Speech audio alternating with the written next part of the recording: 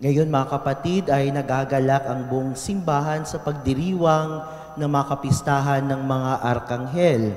At ang mga arkanghel na may pangalan na nagmumula sa ating banal na kasulatan ay 3 lamang, sina Miguel, Rafael at Gabriel.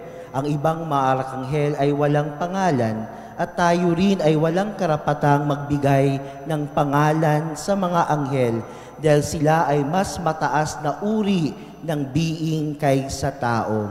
Kaya yung mga ibang anghel na tinatawag nila, wag po natin yon paniniwalaan dahil hindi tayo nagbibigay ng pangalan sa mga anghel o mga arkanghel. 3 lamang ang ating arkanghel na may pangalan sa ating simbahan. At kung napapansin natin mga kapatid, ang pangalan ng mga arkanghel at sa huli ay nagtatapos sa letrang E at L, nang ibig sabihin ay Diyos. Miguel, Rafael at Arkanghel, lahat sila ay nagtatapos sa letrang E at L. Dahil ito ay nagpapahiwatig na ang kanilang buhay ay nakatuon sa Diyos.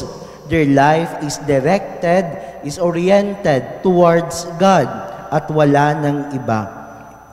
At ang kanilang buhay din ay nakalaan sa pagsasamba para sa Diyos lamang. Their life is oriented towards God. Their life is oriented towards adoration and worship of God. At tayo rin mga kapatid ay ganun din ang tawag para sa atin. Tayo rin ay katulad ng mga arkanghel na tinatawag din ng Diyos na purihin at sambahin siya.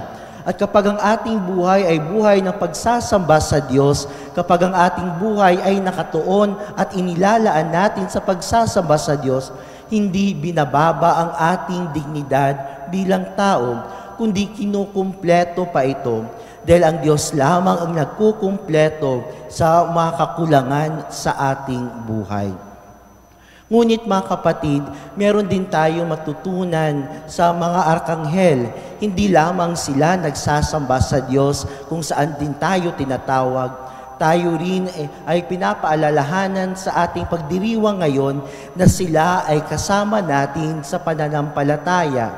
Hindi tayo nag-iisa.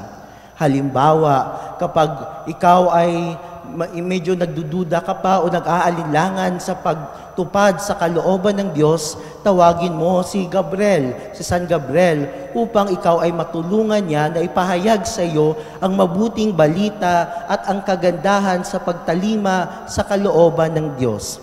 Kapag ikaw ay may sakit o yung kasamahan mo o mahal mo sa buhay ay may karamdaman, tawagan mo si San Rafael dahil siya ang kagalingan ng Diyos. At kapag ikaw naman ay nasa tukso, ay tinutukso ng mundo, tawagin mo si San Miguel upang matulungan ka labanan ang tukso at kasalanan sa iyong buhay.